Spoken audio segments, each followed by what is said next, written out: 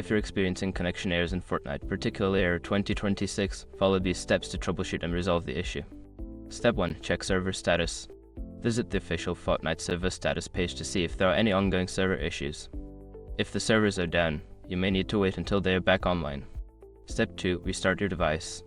Power off your gaming device or PC and wait for a few moments before turning it back on.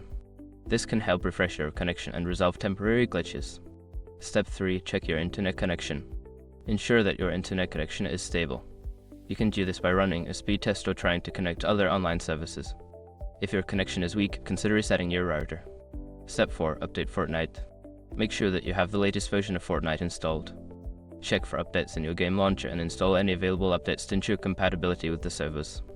Step 5. Adjust firewall and antivirus settings. Sometimes firewall or antivirus software can block Fortnite's connection. Check your settings to ensure that Fortnite is allowed through the firewall and that your antivirus is not interfering with the game. By following these steps, you should be able to resolve connection error 2026 in Fortnite. If the problem persists, consider reaching out to Epic Games support for further assistance.